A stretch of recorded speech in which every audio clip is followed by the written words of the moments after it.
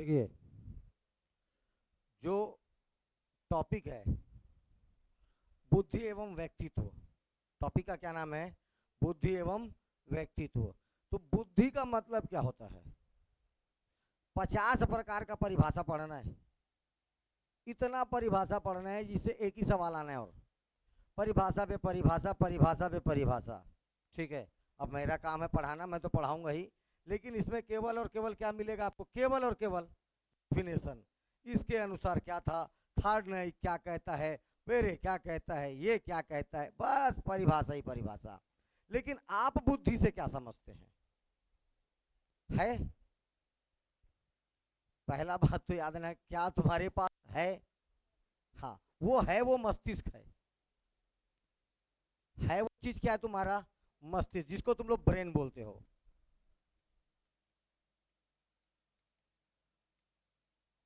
बुद्धि का मतलब होता है, ये इसको डिफाइन ही नहीं कर सकते, इसलिए इतना सारा डेफिनेशन बना है।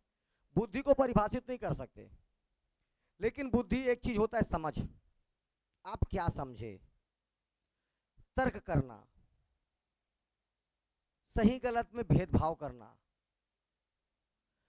तथ्यों को समझ के अपने अपने निर्णय पर पहुंचना, यह बुद्धि है। बुद्धि आपको क्या सिखाता है? तर्क करना, समझना। ठीक है, इसीलिए इसके लिए वर्ड क्या लेगा? इंटेलिजेंस। ठीक है, कई प्रकार से, कई प्रकार से आप में क्या आता है? कुछ पुराने एक्सपीरियंस से आएगा, कुछ दैनिक जीवन में जो घटनाएं घट रही है उससे आएगा, कुछ विपत्ति आएगा तो आप उससे आगे निकलेंगे। तो किस सही गलत का फर्क समझेंगे, तो किसी भी प्रकार से आप में क्या क्या पैदा होना? इंटेलिजेंस। ठीक है, मस्तिष्क नहीं, मस्तिष्क तो ऑर्गन हो गया। मस्तिष्क क्या हुआ आपका? ऑर्गन। इस मस्तिष्क में धीरे धीरे धीरे धीरे इसका विकास होगा, डेवलपमेंट होगा, संरचनात्मक होगा, गुणात्मक होगा, ये धीरे धीरे डेवलप होगा। कुछ बालकों में ये बड़ा, वो इंटेलिजेंस हुआ। क्या हुआ? इंटेलिजेंस। अब इसी को आईक्यू बोलते हैं अपन, देखो ध्यान से, एक इसी में आएगा आईक्यू। कौन सा लेवल? IQ level. इसी का दूसरा टॉपिक है आईक्यू लेवल। दो क्वेश्चन बनेगा, एक बुद्धि की परिभाषा से बनेगा, दूसरा हो सकता है बुद्धि के प्रकार से बन जाए। बुद्धि की परिभाषा, बुद्धि का प्रकार, और तीसरा क्वेश्चन बताएगा कि इसकी बुद्धि लब्धि 85 है, वो आईक्यू लेवल से कितना होना चाहिए, किसका लेवल। तीन क्वेश्चन आने का चांस है, और सबसे इंपॉर्टेंट टॉपिक है। ठीक है, हाँ, चलिए अपन स्टार्ट करते बुद्धि। मेरे को नहीं मालूम तुम लोग क्या समझते हो, ठीक है, लेकिन याद रखना है आज तक ठीक से इसको कोई परिभाषित नहीं कर पाया। ठीक, बुद्धि शब्द प्राचीन काल से व्यक्ति की तत्परता, जानने का इच्छा, तत्कालिकता, समायोजन, समन्वय, समाधान आदि का प्रयोग किया जा रहा है बुद्धि लगा लगा कर। ठीक है, इसमें एक परिभाषा याद रखना है रोसो का, किसी का नहीं याद रखना है। क्या लिख, रोसो क्या लिखते, इधर देखो, रॉस, सॉरी रोसो बोलता हूं, रॉस। इनके अनुसार सीधा सीधा कोटेशन, सीधा सीधा नाम लिखते हैं कि ये आज तक कोई निश्चित नहीं कर सका कि बुद्धि में स्मृति या कल्पना या भाषा या अवधान या गामक योग्यता या संवेदना सम्मिलित है या नहीं। आज तक इसको कोई परिभाषित नहीं कर पाया। बोलने का मतलब, रॉस लिखते हैं, ये कोई भी निश्चित नहीं कर सका कि बुद्धि में स्मृति या कल्पना या भाषा या अवधान या गामक योग्यता या संवेदना शामिल है या नहीं। ठीक, क्योंकि ये तो पशुओं में भी है। किन में भी है? पशुओं में भी है।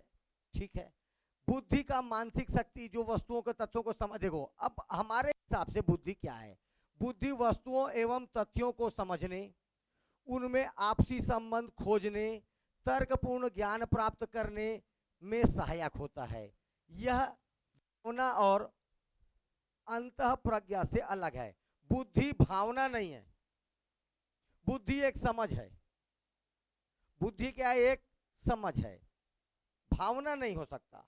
ठीक है, बुद्धि ही मनुष्य को नवीन परिस्थितियों को ठीक से समझने, अगर नया कोई सिचुएशन आ गया तो आप उसको समझ रहे हैं, तो इसमें मदद कौन करेगा? बुद्धि। और उनके साथ अनुकूलित होने, कोई नया सिचुएशन आ गया और आप उस सिचुएशन को हैंडल कर लिए। जैसे देखिए, मैं जा रहा हूं व्हाइट शर्ट ब्लैक पैंट पहन के बढ़िया इंटरव्यू देने, ठीक, मस्त इंटरव्यू देने जा रहा हूं। अब जहां पर जाना था वहां पर बोले कि आप बाइक वाइक बाहर रखिए, आप नहीं ले जा सकते, मैं इधर मस्त कोट बढ़िया जा रहा हूं पहन के। वहीं पर कीचड़ में दो चार सुअर क्या कर रहे हैं? खेल रहे हैं। एक सुअर पूंछ से हमारा व्हाइट कलर से मेरा क्या हो गया, ऐसे दो चार छींटे पड़ गए। अब मैं आग बबूला हो गया। अब मैं क्या करूं? एक तरीका ये है कि उसको पानी वानी से पोंछ के चुपचाप इंटरव्यू में निकलूं। दूसरा तरीका ये है, अब रुक रे सुअर, मैं भी कूदूं कीचड़ में और दे बदाबद चालू हो जाऊं। ठीक है, देखिए समस्याएं आई। अब आप अपने बुद्धि के अनुसार किस उस समस्या के हल तक कैसे पहुंचो? मेरे लिए क्या इंपॉर्टेंट है, वो सुअर से झगड़ा करना कि इंटरव्यू देना? ये आपके बुद्धि पर डिपेंड करता है। कुछ जड़ बुद्धि भी होगा ना, बात खत्म, सुअर से बदला, टाइटल बनाओ सुअर से बदला। तो यही पहचान करना, ठीक है, उसे समझना और उसके साथ अनुकूलित होने में सहायता करता है। बुद्धि को सूचना के प्रसारण की योग्यता की तरह भी समझा जा सकता है। सूचनाओं का प्रसारण, बुद्धि से क्या होता है? सूचनाओं का प्रसार होता है। आपका पुराना ज्ञान नए ज्ञान पर काम आता है। ये धीरे धीरे बुद्धि हमेशा ये सोचने पर, हमेशा तर्क करने पर, हमेशा आपको सही जगह ले जाने में आपका इंटेलिजेंस काम आता है। ये हुआ बुद्धि। समझ में आ रहा है? बुद्धि का तात्पर्य ये हुआ आपका समझ, तर्क करने की क्षमता, सामंजस्य, ये सारा चीज आता है बुद्धि में। अब बुद्धि को लेकर के प्राण छूटे परिभाषा है। वुडवर्थ के अनुसार, टर्मन के अनुसार, ईस्टर्न के अनुसार, वुडरो के अनुसार, बेने के अनुसार, थार्नाइक के अनुसार, गाल्टन के अनुसार और बकिंघम के अनुसार, इतने लोगों के अनुसार केवल क्या काहे की परिभाषा पढ़ना है? बुद्धि की। फलाना, अब मैं इसको कैसे करूं, वो क्यों इसको बुद्धि बोल दिया, वो जाने। पहला व्यक्ति आता है कौन? वुडवर्थ। इसका नाम जानना इंपॉर्टेंट है। बुद्धि कार्य करने की एक विधि है। 2-4 बार पढ़ना है, याद हुआ तो वेरी गुड, नहीं याद हुआ तो वेरी गुड। इसके पीछे प्राण तो नहीं दे सकते। अब 1-2 परिभाषा होता तो याद कर लेते। जैसे रोसो क्या बोला भैया? बुद्धि में स्मृति या कल्पना या भाषा या अवधान या गामक योग्यता या संवेदना सम्मिलित है या नहीं। आज तक इस चीज को कोई समझ ही नहीं पाया, क्योंकि इतनी चीजें किसमें भी मौजूद होती है? जानवरों में भी पाया जाता है। ठीक, वुडवर्थ के अनुसार बुद्धि कार्य करने की एक विधि है। ऐसा सीधा लिख के देगा, बुद्धि कार्य करने की एक विधि है। किसके अनुसार? टर्मन के अनुसार बुद्धि अमूर्त विचारों के बारे में सोचने की योग्यता है। अमूर्त का मतलब होता है जिसको आप फिजिकली नहीं देख पा रहे हैं। ठीक है,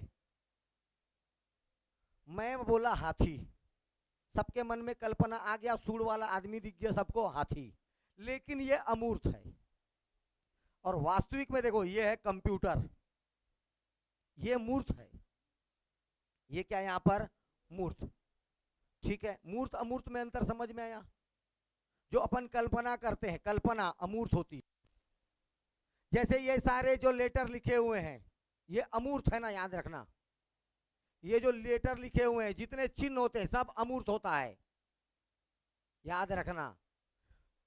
दिख रहा है लेकिन मूर्त नहीं है, याद रखिएगा, फिजिकली नहीं है ये।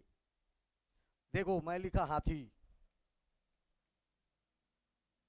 अब पढ़ने से हाथी का फीलिंग आया, लेकिन हाथी है क्या? नहीं है। ये समझ को दिखा रहा है। ये देखो ध्यान से, बुद्धि अमूर्त विचारों के बारे में सोचने की योग्यता है। बुद्धि, ये देखो अमूर्त विचारों के बारे में सोचने की क्या है, योग्यता है। कौन बोला, टर्मन। ईस्टर्न के अनुसार बुद्धि एक सामान्य योग्यता है। कैसी योग्यता है, सामान्य योग्यता है, जिसके द्वारा नई व्यक्ति नई परिस्थितियों में अपने विचारों को जानबूझकर समायोजित करता है। ध्यान से सोचना, एक सामान्य योग्यता है, जनरल, जिसके द्वारा हर एक व्यक्ति नई परिस्थितियों में अपने विचारों को जानबूझकर क्या करेगा, समायोजित। आप किसी चीज के लिए आपका पुराना एक्सपीरियंस है, जब तुम वो काम करने जाओगे तो उस एक्सपीरियंस का यूज करोगे। उसी को इसने क्या बोला, बुद्धि बोला। वुडरो के अनुसार बुद्धि ज्ञान अर्जन करने की क्षमता है, ये आ चुका है। वुडरो के अनुसार क्या है, बुद्धि ज्ञान का अर्जन या ज्ञान अर्जन करने की क्या है, बुद्धि से क्या मिलेगा, ज्ञान। बुद्धि से क्या प्राप्त होगा आपको, ज्ञान। बेने के अनुसार, इंपॉर्टेंट है ये भी, बेने, बुद्धि इन 4 शब्दों में निहित है। पहला है ज्ञान, दूसरा आविष्कार, तीसरा निर्देश और चौथा आलोचना। बुद्धि, बेने के अनुसार बुद्धि कितने शब्दों में निहित है, 4। पहला ज्ञान, दूसरा आविष्कार, तीसरा निर्देश और चौथा आलोचना। ये भी इंपॉर्टेंट पर्सनल है, एकदम इंपॉर्टेंट पर्सन है, थार्नडाइक। सत्य या तथ्य के दृष्टिकोण से उत्तम प्रतिक्रियाओं की शक्ति ही बुद्धि है। सत्य या तथ्य के दृष्टिकोण से उत्तम प्रतिक्रियाओं की शक्ति क्या है, बुद्धि है। खैर थार्डेनाइक का उधर से आएगा, मूर्त अमूर्तित सामाजिक वाले से, नाम तो सुन ले, थार्डेनाइक। गाल्टन के अनुसार और बर्किंघम दोनों एक ही बात कहते हैं, ठीक है, सीखने की शक्ति बुद्धि है। दोनों के दोनों का एक ही है, सीखने की शक्ति क्या है, बुद्धि है। कौन, गाल्टन और बर्किंघम, ये दोनों बोलते हैं सीखने की शक्ति क्या है, बुद्धि है। इतने प्रकार का बुद्धि है इनके हिसाब से, ठीक है। सुनाई, ये सारे के सारे अपने अपने हिसाब से बुद्धि को परिभाषित किए, और आपको अपनी समझ याद रखना है। बुद्धि में समायोजन होगा, बुद्धि याद रखना एक्सपीरियंस होता है, बुद्धि में सीखने की क्षमता होती है, बुद्धि से तर्क कर सकते हैं, बुद्धि से आप क्या कर सकते हैं, तर्क कर सकते हैं, बुद्धि से सही गलत की पहचान कर सकते हैं। ओके, ये आपकी सोच। बुद्धि का वास्तविक अर्थ, बुद्धि व्यक्ति की जन्मजात शक्ति है। बुद्धि व्यक्ति की जन्मजात शक्ति है, जन्म से ही बुद्धि मानव का क्या है, एक शक्ति है, और उसकी सब मानसिक योग्यताओं का योग एवं अभिन्न अंग है। याद रखना ये क्वेश्चन को, बुद्धि सभी मानसिक योग्यताओं का योग है। बुद्धि सभी मानसिक योग्यताओं का योग है एवं अभिन्न अंग है। आधुनिक शिक्षा जगत में बुद्धि का यह सर्वमान्य है। बुद्धि का अर्थ ही क्या है, सर्वमान्य है। इसके लिए 2 परिभाषाएं याद रखना है। बुद्धि का वास्तविक अर्थ याद रखना है, बुद्धि व्यक्ति में जन्मजात है। दूसरा बात याद रखना है, सब मानसिक योग्यताओं का योग बुद्धि कहलाता है।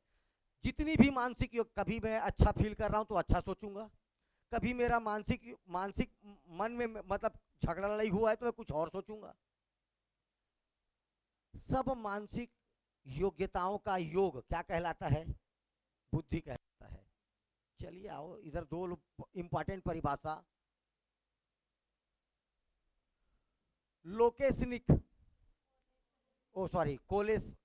कोलेसनिक, और दूसरा कौन है, रैक्स। कोलेसनिक ये क्या बोलता है, बुद्धि, इनके नाम से पूछेगा, क्योंकि इसमें पूरे आज के चैप्टर में क्या है, केवल परिभाषा। 2 से 3 क्लास चलेगा ये, ठीक है। चलिए, बुद्धि कोई एक शक्ति या क्षमता या योग्यता नहीं है। देख ध्यान से, बुद्धि कोई एक शक्ति या क्षमता या योग्यता नहीं है जो सब परिस्थितियों में समान रूप से कार्य करती है। बुद्धि हर परिस्थिति में समान रूप से कार्य करता। ध्यान से सुनना, क्या बोल रहे हैं, कौन बोल रहा है? कोलेस्निक। बुद्धि सभी परिस्थितियों में समान रूप से कार्य नहीं करता, जबकि अनेक विभिन्न योग्यताओं का योग है।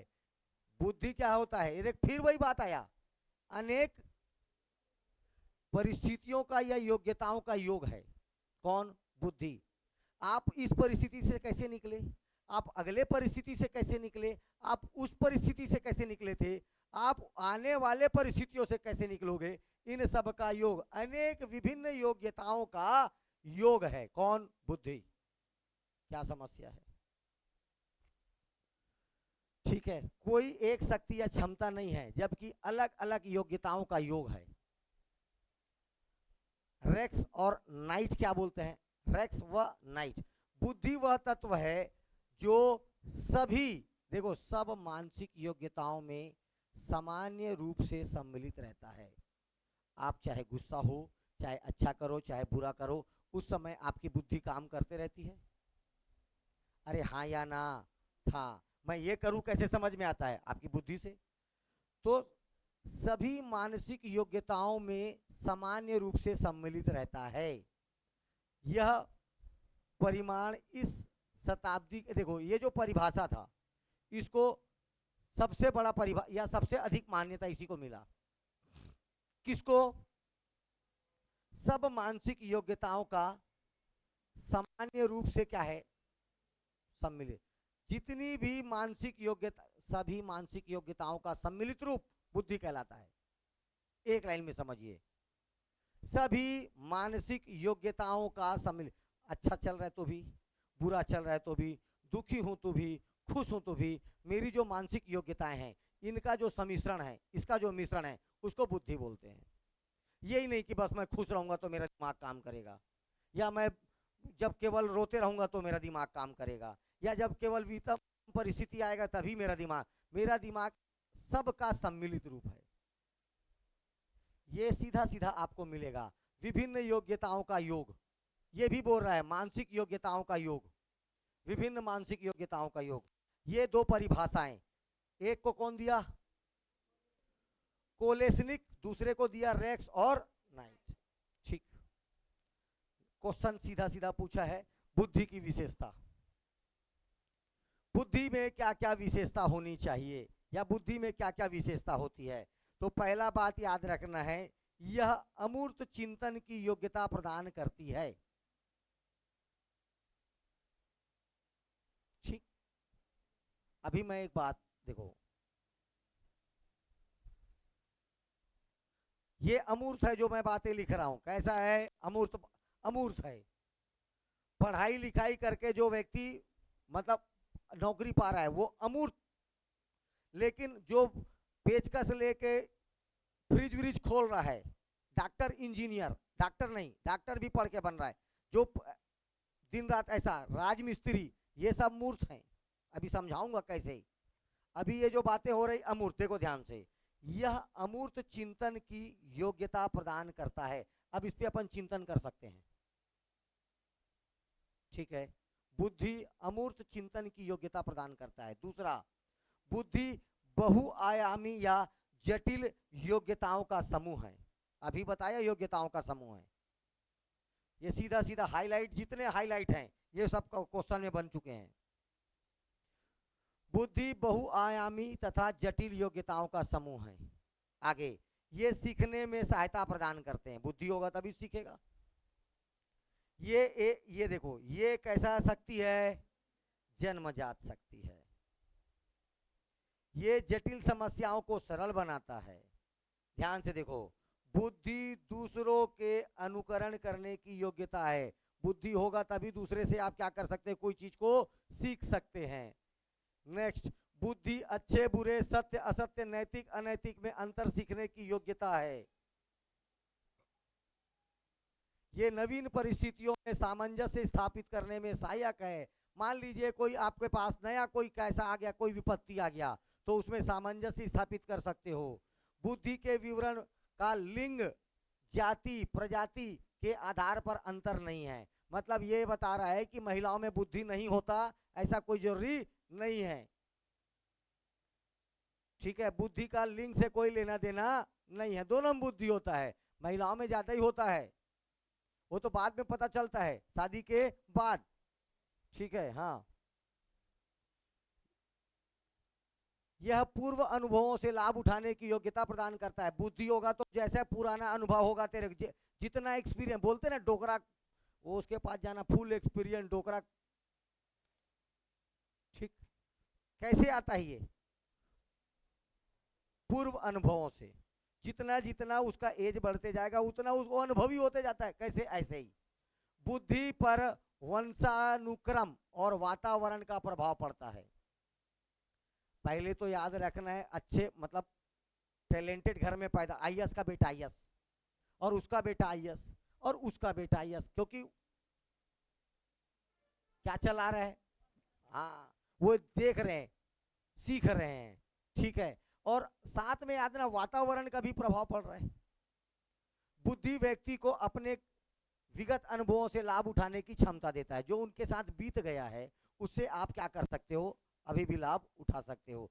तो ये बुद्धि की विशेषताएं हैं।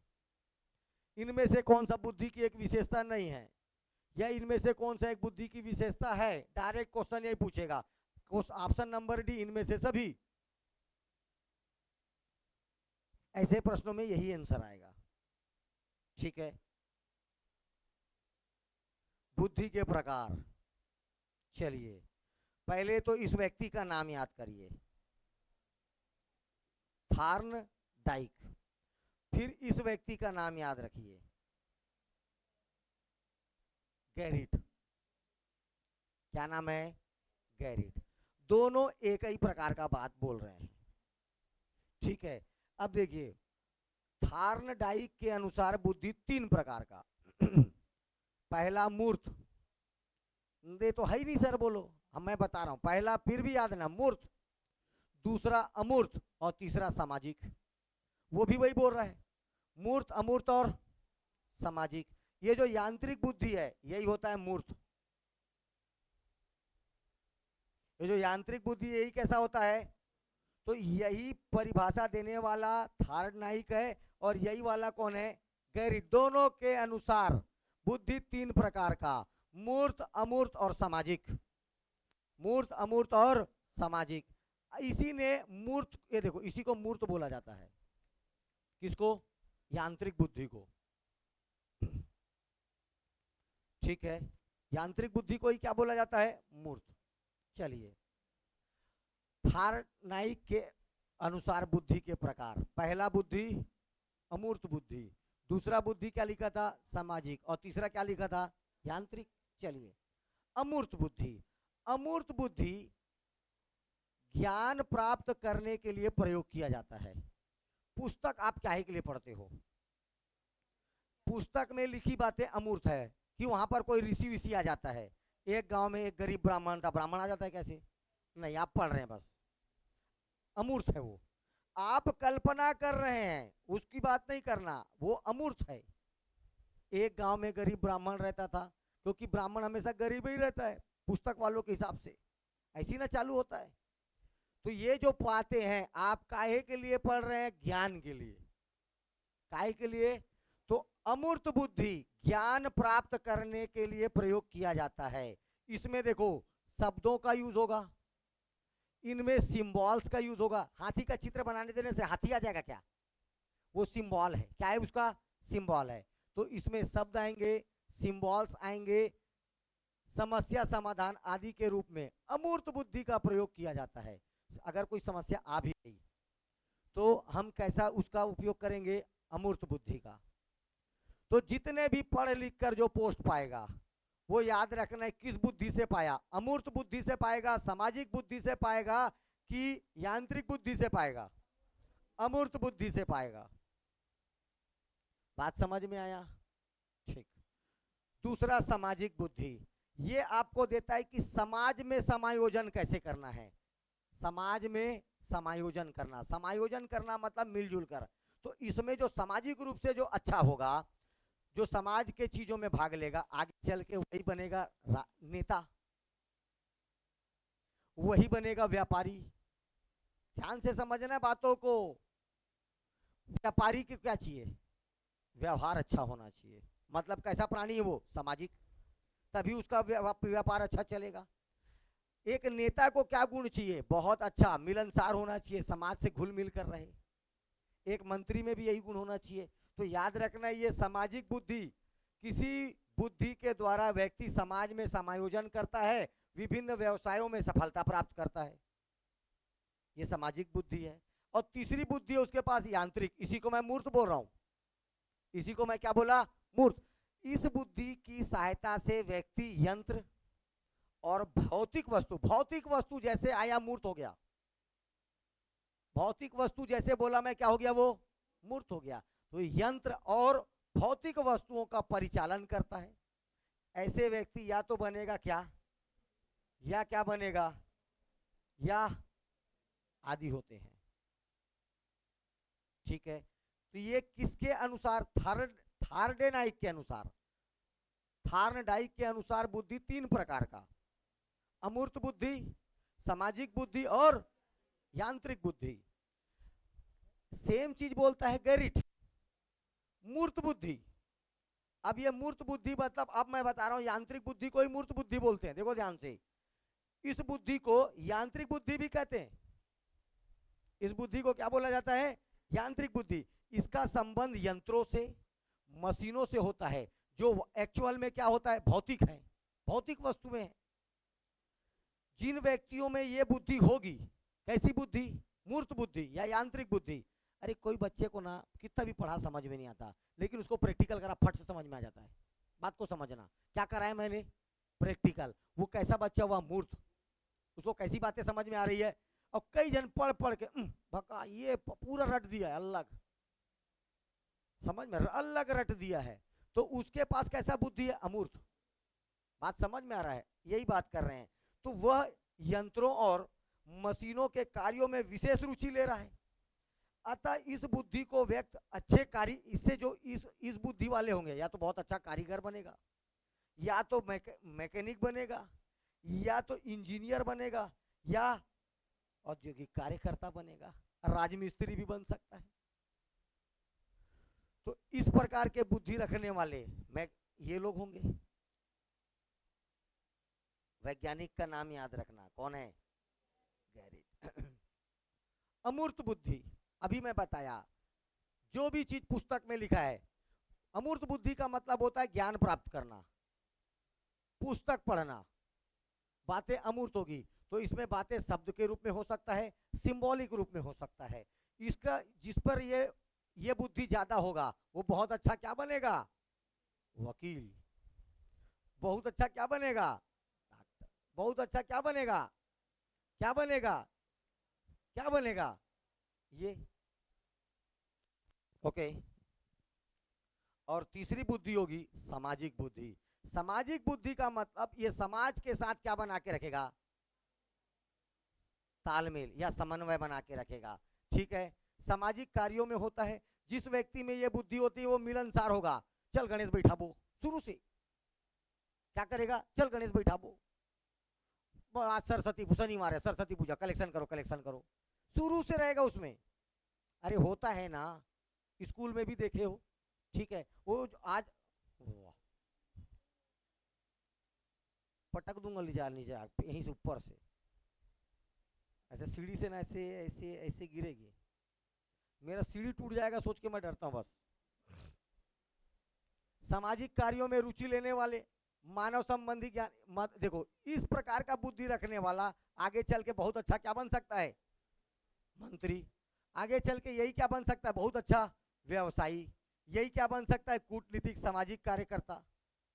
इस प्रकार का बुद्धि रखने वाला शुरू से रहता है। कुछ लोगों में चलो गणेश बैठाएंगे, क्या बैठाएंगे, गणेश बैठाएंगे, मतलब उसकी बुद्धि किस प्रकार की है, सामाजिक बुद्धि, उसी को क्या बोलेंगे, सामाजिक बुद्धि। शुरू से कई लड़का लोग जाके घर में वो किसी खोल दे रहे हैं, किसी का नट बुलूट खोल रहे हैं, फ्रिज अलग हो जा रहा है, किस प्रकार का बुद्धि हुआ, मूर्ख। किस प्रकार का बुद्धि हुआ, मूर्ख। और केवल दिन रात पढ़ रहा है, किस प्रकार का बुद्धि हुआ, ये क्वेश्चन बनेगा। बुद्धि के प्रकार मूर्त, अमूर्त और सामाजिक। बुद्धि के प्रकार मूर्त, अमूर्त और सामाजिक। अब आपको देखते हैं बुद्धि के सिद्धांत। ठीक है, कई सारा सिद्धांत। कीवर्ड को समझोगे तो बढ़िया समझ में आएगा, कीवर्ड नहीं समझ में आएगा तो कुछ नहीं समझ में आएगा। दो चीज याद करना है। पहला चीज याद करना है, ये सिद्धांत देने, ये थ्योरी देने वाला कौन है। ठीक है, अरे अभी एक तो सिद्धांत नहीं है, प्राण छूट जाए सिद्धांत ही सिद्धांत, वो पूरा सिद्धांत है सब।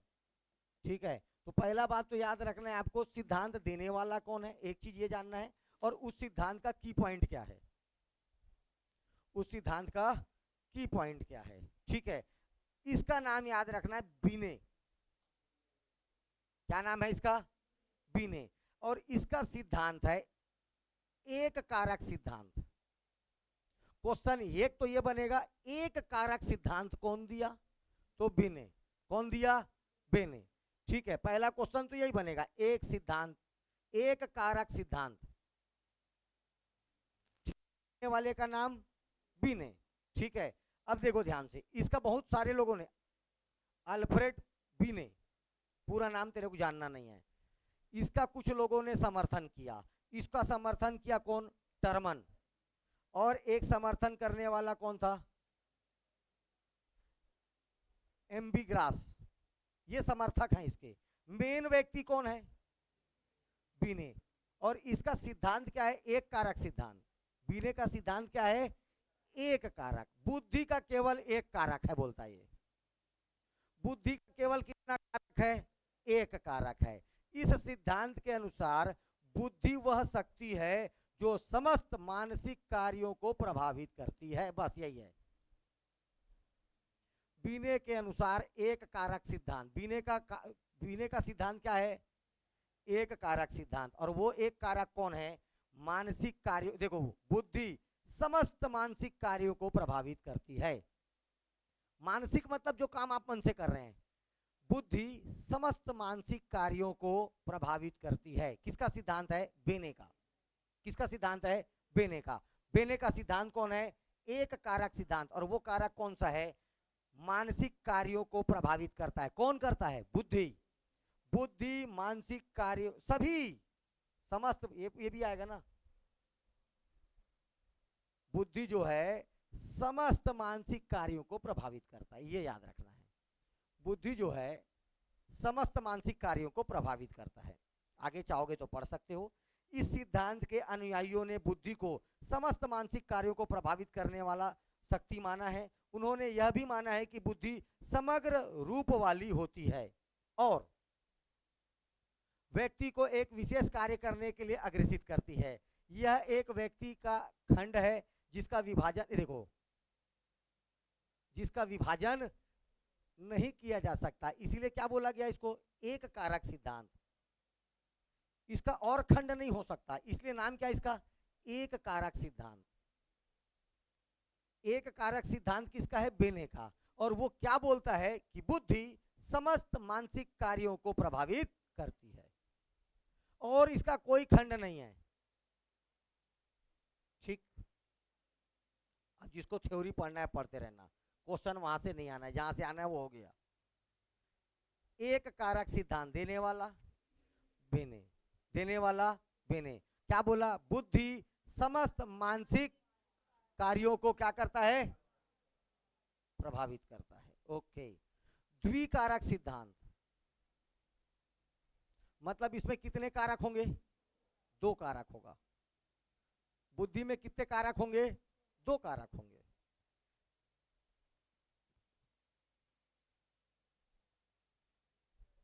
स्पीयरमैन, देने वाला कौन है, स्पीयरमैन।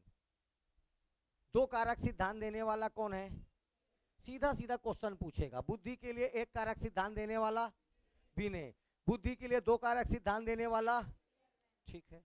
इन्होंने अपने प्रयाग अध्ययन में अनुभवों के आधार पर बुद्धि को द्वितत्वक सिद्धांत का प्रतिपादन किया। इसके मतानुसार बुद्धियों में दो शक्ति होती है। बुद्धि की संरचना में दो कारक होता है। इनमें से एक होता है सामान्य बुद्धि, पहला कारक, और दूसरा कारक होता है विशिष्ट बुद्धि। स्पीयरमैन के अनुसार कितने कारक? दो कारक। पहला कारक है सामान्य बुद्धि, दूसरा कारक विशिष्ट बुद्धि। ठीक है, अब देखिए ध्यान से, सामान्य योग्यता, देखो ध्यान, सामान्य बुद्धि या सामान्य योग्यता सभी प्रकार के मानसिक कार्यों में पाई जाती है, जबकि विशिष्ट मानसिक योग्यता केवल विशेष कार्यों के लिए ही संबंधित होती है। ये सब पढ़ना नहीं है तेरे को। प्रत्येक व्यक्ति में सामान्य योग्यता के अतिरिक्त कुछ ना कुछ विशेष योग्यता पाई जाती है, हर एक व्यक्ति में। पहला बात तो सामान्य योग्यता पाया जाएगा, सामान्य बुद्धि पाया जाएगा, उसके अलावा एक विशेष बुद्धि पाई जाती है। ठीक है, एक व्यक्ति में एक विशेष योग्यता भी हो सकती है, एक विशिष्ट योग्यता भी हो सकती है, और एक से अधिक विशिष्ट योग्यता, मैं पेंटर भी हूं, मैं क्रिकेटर भी हूं, मैं फलाना, बहुत सारी विशेषताएं भी हो सकती है। इसीलिए एक बात याद रखना, बुद्धि कई प्रकार की हो सकती है। कौन बोला? स्पीयरमैन। बुद्धि कई प्रकार की हो सकती है, कथन किसका है? स्पीयरमैन का। इससे ज्यादा कोई क्वेश्चन नहीं बनना है। द्विकारक सिद्धांत देने वाला वो दो कारक कौन था? सामान्य बुद्धि और विशिष्ट बुद्धि। हर एक व्यक्ति में सामान्य बुद्धि होता है और उस व्यक्ति में विशिष्ट बुद्धि भी हो सकता है, और हो सकता है वो विशिष्ट बुद्धि कई प्रकार का हो।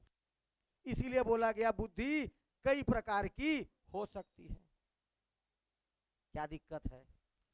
बाद में इसने अपने द्विकारक सिद्धांत को खुद कैंसिल किया और दिया त्रिकारक सिद्धांत। क्या दिया? त्रिकारक सिद्धांत। ये भी देने वाला कौन? स्पीयर। ओके, देखिए, सामान्य कारक, विशिष्ट कारक पहले दे चुका था, अब तीसरा बोला समूह कारक। पहला बात तो त्रिकारक सिद्धांत देने वाला भी कौन है? त्रिकारक सिद्धांत देने वाला स्पीयर, स्पीयरमैन। पहले दे चुका है क्या? सामान्य बुद्धि। फिर क्या दे चुका है? सामान्य कारक बोलोगे तो भी चलेगा, विशिष्ट कारक। अब तीसरा बोल रहा है सामूहिक बुद्धि। चलिए, अपन ग्रुप में है, अब कुछ डिसीजन लेना है। अकेला अपने मन से कोई कर लेगा क्या? 8-10 फ्रेंड है और उनको एक डिसीजन पर जाना है, किसी एक, तो ये इंजीनियर तो इसका बात मान ले, ऐसा कोई जरूरी नहीं है ना। तो वहां सामान्य बुद्धि काम आएगा ना विशिष्ट बुद्धि काम आएगा। वहां पर कौन सा बुद्धि काम आएगा? सामूहिक कारक। जब आप समूह में रहेंगे, मान लीजिए किसी कोई चीज काम नहीं कर रहा है और हम सब मिलके उसको ऑपरेट कर रहे हैं। अब डिसीजन लेना है, या तो लाल बटन दबाएं या हरा बटन दबाएं। तब यहां पर कौन सी बुद्धि काम आएगी? समूह कारक, समूह कारक। समझ में आ गया? चलो आगे देखते हैं। स्पीयरमैन के विचारों में सामान्य और विशिष्ट कारकों के अतिरिक्त समूह कारक भी समस्त मानसिक क्रियाओं के साथ रहता है।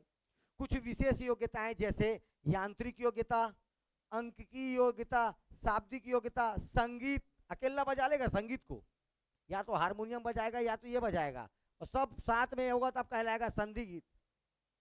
स्मृति योग्यता, तार्किक योग्यता, बौद्धिक योग्यता आदि का संचालन समूह कारक भी क्या करता है? विशेष भूमिका निभाता है। इसीलिए बोला इसने बुद्धि के त्रिकारक सिद्धांत, एक कारक सिद्धांत बेने, द्विकारक सिद्धांत, त्रिकारक सिद्धांत, ओके, बहुकारक सिद्धांत। ठीक है, मल्टीपर्पस बहुकारक सिद्धांत। अरे अभी तो पढ़ चालू हुआ है। ठीक है, बहुकारक सिद्धांत यही दिया है। ठीक है, इसके बाद समूह कारक, स्मृति योग्यता, ये और देखो, और वस्तु प्रक्षेप, ये भाषाई योग, प्रतिदर्श सिद्धांत, ये सिद्धांत है। त्रिआयामी सिद्धांत, और कौन सा सिद्धांत है? पदानुक्रम सिद्धांत, तरल और ठोस बुद्धि सिद्धांत, ऐसा सारा सिद्धांत है, अभी खत्म नहीं हुआ है, और सिद्धांत है। समझ में आ रहा है नहीं आ रहा है? चलिए, बस समझ में आ रहा है, फिर क्या दिक्कत है? बहुकारक सिद्धांत मतलब ये बोल रहा है बहुत सारे कारक होंगे तब क्या कहलाएगा? बहुकारक सिद्धांत, देने वाले का नाम याद रखना है। ठीक है, इसी ने बोला मूर्त, अमूर्त और सामाजिक बुद्धि, थोड़ा देर पहले बताया था। ठीक है, मूर्त के जगह क्या यूज किया था वर्ड, यांत्रिक, लेकिन आपको नहीं याद रखना है, आपको मूर्त ही याद रखना है। मूर्त, अमूर्त और सामाजिक। देने वाला कौन है, बस कुछ नहीं याद रखना। थार्डाइक का सिद्धांत का क्या नाम है, बहुकारक सिद्धांत। देखो इसमें ये मूर्त हुआ, तीन प्रकार बताया, मूर्त, अमूर्त और, मैं तो बता दिया ना, जैसे कारीगर, इंजीनियर। अमूर्त में बताया था डॉक्टर, चित्रकार, मनोवैज्ञानिक। सामाजिक बुद्धि, नेता, समाज सेवी। तो ये बहुकारक हुआ कि नहीं हुआ, अरे हुआ ना, इसलिए क्या नाम है, बहुकारक सिद्धांत। देने वाले का नाम याद रखना। ठीक है, थार्नडाइक। समूह कारक सिद्धांत, कैसा सिद्धांत, समूह। इस सिद्धांत को देने वाले का नाम है थर्स्टन, है नहीं, थार्नडाइक, बेने, स्टीयरमैन, मजा आ रहा है। ठीक, अब पता नहीं मैं तुम लोग को समझा पा रहा हूं कि नहीं समझा पा रहा हूं, मेरा सिलेबस नहीं है। ठीक है, हाँ, फिर भी कोशिश कर रहा हूं समझ में आ जाए, कभी जीवन में ना पढ़े, फिर भी कोशिश कर रहे हैं पढ़ा लूं। ठीक है, परीक्षा के लायक पढ़ा लेंगे, इतना पता है। चलिए, बुद्धि ना तो देखो ये बोलता है, ये देखो थर्स्टन बोलता है बुद्धि तो सामान्य कारक से प्रभावित होता है और ना ही विशिष्ट कारक से प्रभावित होता है। बुद्धि ना तो सामान्य कारक से प्रभावित होता है और ना विशिष्ट कारक से प्रभावित होता है। ठीक है, कुछ विशिष्ट कारकों, कारक जो समूह में कार्य करने के लिए बुद्धि प्रदर्शित करता है, दो या दो से अधिक मूल कारकों से मिलकर समूह कारक बनता है, जो व्यक्तियों के किसी क्षेत्र में उसकी बुद्धि का प्रदर्शन करता है। थर्स्टन ने बुद्धि के देखो मात्र कितने प्रकार बताए, 7 समूहों में बांटा। पहला बात समूह कारक, समूह कारक सिद्धांत किसका है, थर्स्टन का। कितने समूहों की बात की, 7। कितने समूहों का बात किया, 7। पहला बोला स्मृति योग्यता,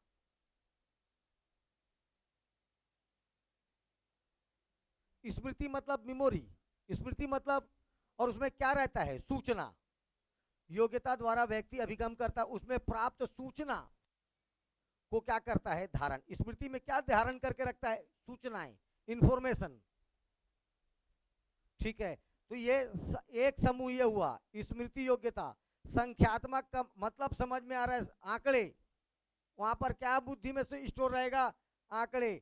तीसरा प्रत्यक्षात्मक योग्यता, ये जो लिखा हुआ है प्रत्यक्ष है, वस्तुओं को प्रत्यक्ष क्या होगा, जो लिखा हुआ चीज है इसको प्रत्यक्ष पहचानना है। ठीक है, शुद्ध प्रत्यक्षीकरण, जिसे पढ़ने के शब्दों को पहचानना, प्रत्यक्ष में है, ये क्या कहलाएगा, प्रत्यक्षीकरण। तार्किक योग्यता, कुछ में आपको तर्क लगाना पड़ेगा, ये सही है ये गलत, तो ये तीसरा, चौथा समूह हो जाएगा तार्किक योग्यता का समूह। पांचवा समूह देख, वस्तु प्रेक्षण योग्यता। इस योग्यता के द्वारा वस्तु प्रेक्षण करता है तथा वस्तु प्रेक्षण संबंध में जैसे ज्यामिति समस्याओं को समझना। भाषाई योग्यता, भाषा भी एक प्रकार का क्या करेगा भैया, भाषाइक विचारों को समझने में उसका उपयोग करेगा। और एक है शब्द प्रवाह की योग्यता। अरे भैया कोई मैं चल दिया फ्रेंच में बोल रहा, भका भक भका भक, क्या समझ में आया, समझ में नहीं आएगा तो बुद्धि कहां से काम करेगा। तो ये 7 प्रकार के भागों में अलग अलग बांटने वाला कौन है बेटा, थर्स्टन।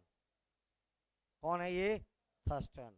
इसने बुद्धि को कितने भागों में बांट दिया, 7 भागों में, इसीलिए 7 को बोल दिया गया समूह। ये अलग अलग भाग मिलकर क्या बना लिए, समूह। 7 होगा तो तभी तो क्या कहलाएगा, समूह। तो समूह कारक सिद्धांत देने वाला कौन है, थर्स्टन। इसने 7 अलग अलग क्या बताए बेटा, मानसिक क्रियाएं, जैसे स्मृति, संख्यात्मक, प्रत्यक्ष, तार्किक। तार्किक के बाद बोलता है क्या, प्रेक्षण, ज्यामिति वाला। इसके बाद बोलता है भाषा और आखिरी बोलता है शब्द प्रवाह योग्यता। ठीक है, नेक्स्ट सिद्धांत है प्रतिदर्श सिद्धांत। कौन सा सिद्धांत? प्रतिदर्श सिद्धांत। देने वाला का नाम थॉमसन ने बुद्धि के प्रतिदर्श सिद्धांत को प्रस्तुत किया। उनके अनुसार व्यक्ति का प्रत्येक कार्य निश्चित योग्यताओं का प्रतिदर्श होता है। किसी भी विशेष कार्य को करने में व्यक्ति अपनी समस्त मानसिक योग्यताओं में से कुछ का प्रतिदर्श के रूप में चुनाव कर लेता है। देखिए, एक काम करना है किसी व्यक्ति को, तो वो अपने पूरा योग्यता को नहीं लगाएगा, जिससे वो काम हो जाए उतना ही योग्यता को लगाएगा, वही कहलाता है प्रतिदर्श। जितने से वो काम हो जाए वही क्या कहलाएगा? उसका प्रतिदर्श। आगे समझाता हूं, देखिए ध्यान से। इस सिद्धांत में उन्होंने सामान्य कारकों की व्यवहारिकता को महत्व दिया। थॉमसन के अनुसार व्यक्ति का बौद्धिक व्यवहारिक अनेक स्वतंत्र योग्यताओं पर निर्भर करता है, परंतु परीक्षा करते समय उनका प्रतिदर्श ही सामने आता है। जैसे कोई परेशानी आ गया तो मेरी जितनी योग्यताएं सब निकल के नहीं आ जाएगी। अब मेरे पूरा ऐसा पूरा योग्यता निकल के नहीं आएगा। मेरे को उस परेशानी से दूर बस करना है, मैं बस उससे क्या हो जाऊं? दूर बस हो जाऊं। इतनी ही योग्यता का आप क्या होगा? दर्शन होगा। इसी को बोलते हैं प्रतिदर्श। ये प्रतिदर्श सिद्धांत देने वाला कौन है? थॉमसन। थॉमसन। चलिए आ जाइए, त्रिआयामी सिद्धांत, गिलफोर्ड। मजा आ रहा है? अब फरहान पकेरी छूटना चालू नहीं है, ज्यादा नहीं है। पदानुक्रम सिद्धांत, तरल और ठोस बुद्धि, ज्यादा नहीं है, समझते हैं। देखिए, कुछ नहीं है, त्रिआयामी सिद्धांत।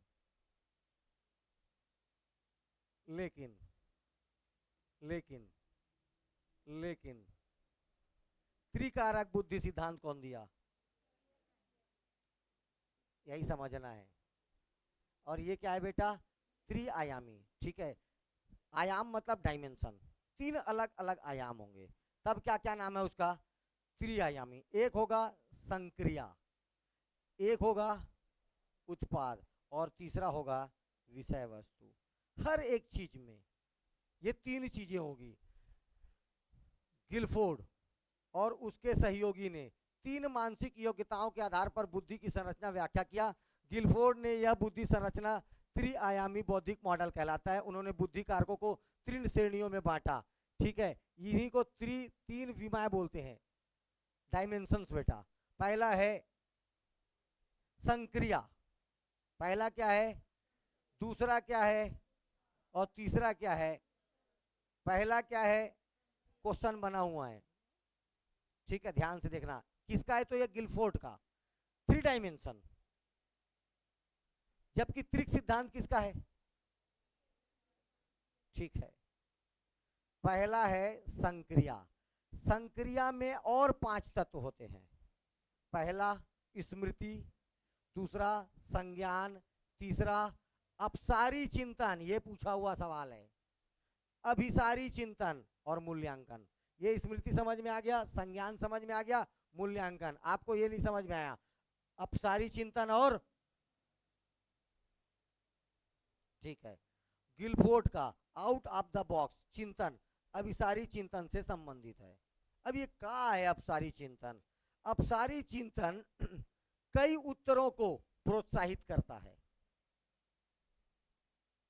जबकि अभिसारी चिंतन एक ही समाधान पर स्थिर रहता है। आउट ऑफ द बॉक्स, ये देखो ध्यान से, आउट ऑफ द बॉक्स किस प्रकार का चिंतन है? अपसारी चिंतन से संबंधित है। अपसारी, अब देखो अप, और ये है, ये देखो अभ, इसमें केवल एक ही बस सॉल्यूशन होगा, और ये अपसारी आपको क्या करेगा? पूरा एक लिस्ट दे देगा। देखिए, अपसारी चिंतन कई उत्तरों को प्रोत्साहित करता है। संक्रिया के अंतर्गत आता है अपसारी और अभिसारी। ये आपको बहुत सारा आंसर देगा, ये इससे भी इसका सॉल्यूशन है, इससे भी इसका, इससे भी, इससे भी। लेकिन जो अभिसारी है आपको केवल क्या देगा, एक ही समाधान पर क्या रखता है, स्थिर, इसके सिवा कुछ नहीं करना है। ये अभिसारी का होगा। अपसारी आपको बहुत सारे ऑप्शन देंगे। ये किस में आता है, संक्रिया में। उत्पाद, उत्पाद में 6 तत्व है, ये पढ़ना पड़ेगा आपको। इकाई, वर्ग, संबंध, पद्धति, रूपांतरण, अनुप्रयोग, ये सब किसके अंतर्गत आएगा, उत्पाद के अंतर्गत। विषय वस्तु, विषय वस्तु में 4 तत्व है। विषय में क्या होता है, आकृति, विषय में क्या मिलेगा, संकेत, विषय में क्या मिलेगा, और क्या मिलेगा, ये त्रिआयामी सिद्धांत, 3 डायमेंशन थ्योरी। देने वाले का नाम, पहला आयाम संक्रिया, दूसरा आयाम, तीसरा आयाम। संक्रिया में और 5, पहला स्मृति, दूसरा, तीसरा अपसारी चिंतन, चौथा अभिसारी चिंतन, और 5वां मूल्यांकन। ठीक है, सोचना। देखो ध्यान से, कोई आपके पास समस्या आ गया, पहले आप सोचेंगे, क्या करेंगे, सोचेंगे। ठीक है, तो फिर उसका संज्ञान लोगे कि सही सोच रहे हो कि नहीं सोच रहे हो। ठीक है, अब सब सोच लिए कि आप सही सोच रहे हो, तो अब आपके पास ऑप्शन ही ऑप्शन आएंगे। अगर ऑप्शन बहुत सारे हैं तब आप उसको बोलोगे अपसारी चिंतन। आपने बहुत डीपली सोचा और इसका केवल एक ही सॉल्यूशन है, तब क्या हो जाएगा, वो अपसारी चिंतन। और अंत में क्या करोगे, उसका मूल्यांकन। ठीक है, ऐसे ही क्या होगा, उत्पाद। उत्पाद के 6 तत्व हैं, इकाई, वर्ग, संबंध, पद्धति, रूपांतरण और अनुप्रयोग। और विषय वस्तु इसके अंतर्गत में 4 आएगा। एक क्या होगा, शाब्दिक होगा, एक सांकेतिक होगा, एक आकृतिक होगा, और एक क्या होगा, व्यवहारिक होगा। ठीक है। पदानुक्रम सिद्धांत, देने वाले का नाम, नहीं, पदानुक्रम, इस सिद्धांत के प्रतिपादक स्पीयरमैन के विचारकों के समर्थक रहे हैं। इसमें हाँ, वर्णन, पदानुक्रम का सिद्धांत देने वाला वर्णन का नाम प्रमुख है। पदानुक्रम सिद्धांत देने वाला कौन है, तो वर्णन। ये किसका समर्थक था, इस सिद्धांत में क्रमबद्धता के आधार पर सामान्य मानसिक योग्यता 2 प्रमुख वर्ग बताए गए हैं। प्रथम वर्ग में बुद्धि के प्रायोगिक शारीरिक कारक हैं, और द्वितीय वर्ग में मौखिक, सांख्यिक और शैक्षणिक इत्यादि कारक हैं। पद का अनुक्रम करना, पद का क्या करना, अनुक्रम। इसमें 2 वर्ग बताए गए। प्रथम वर्ग में बुद्धि के प्रायोगिक, शारीरिक, इन कारकों का चर्चा किया गया, और द्वितीय वर्ग में मौखिक, सांख्यिकी और शैक्षणिक। देखिए, प्रायोगिक, प्रैक्टिकल, ठीक है, शारीरिक कारक। दूसरे में मौखिक, सांख्यिकी और शिक्षा, शिक्षा मौखिक होगा, मौखिक कारक इत्यादि कारक हैं। इन कारकों को आगे क्रम में विशिष्ट मानसिक योग्यताओं से संबंधित कारक कहा गया। इन कारकों का संबंध विभिन्न ज्ञानात्मक क्रियाओं से है। यह सिद्धांत भी कारकों का विश्लेषण करता है। पदानुक्रम केवल 2 ठोक है, देने वाले का नाम, वर्णन। इसमें बोला, ये देखो, इसको 2 वर्ग में, प्रमुख 2 वर्गों में बांट दिया गया। पहला है प्रायोगिक शारीरिक कारक, और दूसरा कारक का नाम है मौखिक, सांख्यिकी, शैक्षणिक कारक। बस, एक होता है तरल और ठोस, तरल और ठोस, तरल और ठोस बुद्धि इंपॉर्टेंट है। तरल और ठोस बुद्धि। केटल, आरवी केटल ने 2 प्रकार की सामान्य बुद्धि का वर्णन किया है, जिसमें देखो सीधे से नाम है तरल और 2 प्रकार की बुद्धि का बात किया है, तरल और ठोस। कौन, केटली, केटली, केटली में तरल और ठोस, केटल। इनके अनुसार बुद्धि तरल सामान्य योग्यता वंशानुक्रम कारक पर निर्भर करता है। जो मैं तरल बोल रहा हूं ये वंशानुक्रम पर डिपेंड करता है। वंश जैसा आपका वंश चला आ रहा है वो आपके किस प्रकार का बुद्धि है, तरल बुद्धि है। वंश क्रम से किस प्रकार की बुद्धि को तोड़ा गया, किस प्रकार की बुद्धि को जोड़ा गया, तरल बुद्धि को। जबकि ठोस योग्यता अर्जित किया जाता है, अर्जित बुद्धि, शिक्षा प्राप्त करके, प्रैक्टिकल करके, ये होगा अर्जित बुद्धि। वंश क्रम से प्राप्त बुद्धि तरल बुद्धि, लेकिन शिक्षा प्राप्त करके, प्रयोग करके इस बुद्धि को बोलते हैं अर्जित बुद्धि। अर्जित बुद्धि मतलब प्राप्त किया गया बुद्धि। अभी आप क्या कर रहे हो, बुद्धि अर्जित कर रहे हो। तरल बुद्धि जो पैदा होते साथ वंश क्रम के अनुसार था वो तरल बुद्धि, वंश क्रम के आधार पर क्या होता है, तरल बुद्धि। लेकिन आप अर्जित बुद्धि, अभी क्या ऐसा जो पढ़ाई कर रहे हो क्या है, ये अर्जित बुद्धि, इसका अर्जन करना पड़ता है। ठीक है। तरल सामान्य योग्यता मुख्य रूप से सांस्कृतिक युक्ति गति, देखो ये जो तरल जो है, तरल बुद्धि से संस्कृति युक्त गति स्थितियों तथा नई स्थिति के अनुकूलता वाले परीक्षणों में पाई जाती है। ठोस सामान्य योग्यता, देखो ठोस से आपके कौशल का, उपलब्धियों का, नई स्थितियों का संबंध सामने आता है। केवल आपको दो ही चीज जानना है, वंशानुगत और अर्जित। वंशानुगत और अर्जित, वंशानुगत और अर्जित, दो प्रकार की। तो वंशानुगत को बोलते हैं तरल, और ठोस बुद्धि मतलब, तरल बुद्धि का मतलब कहीं भी बह जाना, ठोस बुद्धि मतलब एक जगह स्थिर रहना। तो ठोस बुद्धि कब आएगा बेटा, आपको अर्जित करना पड़ेगा। ठोस बुद्धि को क्या करना पड़ेगा, अर्जित करना पड़ेगा। ठीक है, चलिए अब कुछ इसके जो पढ़े उसका क्वेश्चन वोश्चन देखते हैं। पहले क्वेश्चन पढ़ लो फिर उसका आंसर देखेंगे। बुद्धि एवं विकास को प्रभावित करने वाले कारक, क्या बुद्धि और विकास को अनुवांशिकता प्रभावित करता है, भौतिक दशाएं प्रभावित करती है, सामाजिक और सांस्कृतिक दशाएं प्रभावित करती है, कि इनमें से सभी? सीधी सी बात है, इनमें से सभी। ऐसे ही प्रश्न आएगा, इसको नहीं गलत करना। बुद्धि के देखो द्वितत्व सिद्धांत के अनुसार, थोड़ा देर पहले पढ़ाया हूं, बुद्धि का द्वितत्व सिद्धांत के अनुसार व्यक्ति की बुद्धि का विशिष्ट तत्व अथवा एस, बुद्धि का दो तत्व, एक होता है वंशानुगत और दूसरा होता है अर्जित। एक क्या होता है,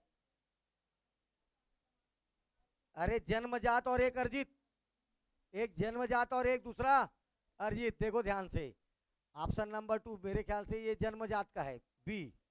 एस बता रहा हूं ना क्या होता है, एस। एस का मतलब होता है अर्जित किया हुआ बुद्धि, ध्यान से समझना। सॉरी, इस एस का मतलब क्या होता है, अर्जित की हुई बुद्धि।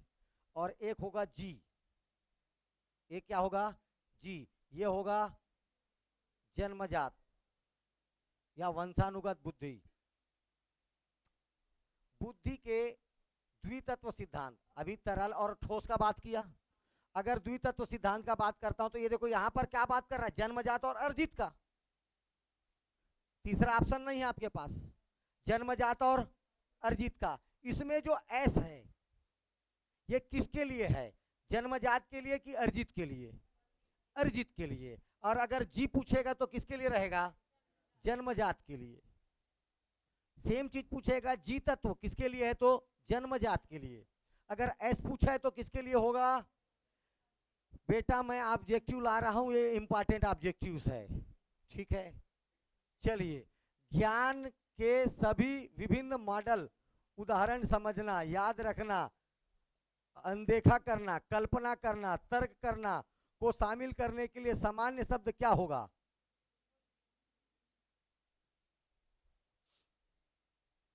गलत।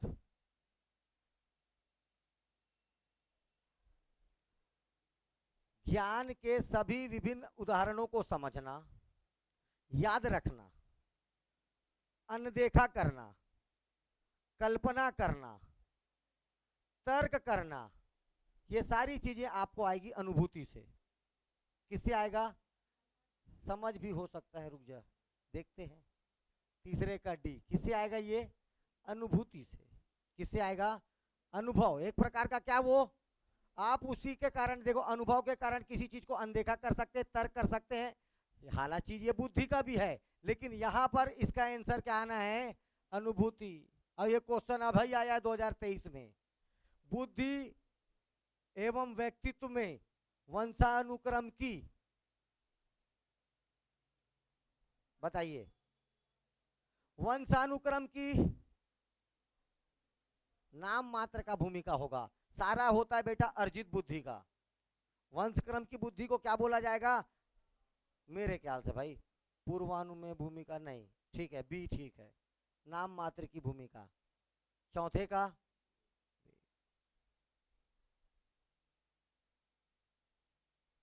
पांचवा, व्यवहारिक बुद्धि का संप्राय खाली स्थान द्वारा किया जाता है।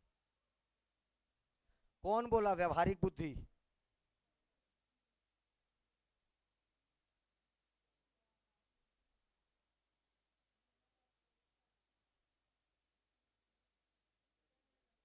व्यवहारिक बुद्धि का सिद्धांत देने वाला कौन है? कौन है? सब उधर आप ऑप्शन देख डाले होगे सब। कौन सा पढ़ा रहे अपन? पांचवा बी। कहाँ है स्टर्न बर्न? देखो तो कौन सा सिद्धांत दिया है? अभी और बचा ही है क्या सिद्धांत? व्यवहारिक सिद्धांत नहीं पढ़े मतलब व्यवहारिक सिद्धांत। अभी और बहुत सारा सिद्धांत बचा है ना, द्विकारक सिद्धांत। वैज्ञानिक का नाम नहीं आया ना अभी? ठीक, चलिए कोई बात नहीं, आगे का क्वेश्चन आ गया होगा। बुद्धि के बहुकारक सिद्धांत का प्रतिपादन कौन किया? कौन किया? कंफर्म है? थार्नडाइक। बुद्धि के 7 विभिन्न प्राथमिक मानसिक क्षमताओं का युग्म है, किसने कहा? 7 सिद्धांत कौन दिया? थर्स्टन। बुद्धि के द्विखंड सिद्धांत का प्रतिपादन किसने किया? स्पीयरमैन। कौन किया? स्पीयरमैन। ठीक, ये सब ठीक है। चलिए खत्म हुआ ये बुद्धि और व्यक्तित्व बेटा, और बचा है ना क्लास।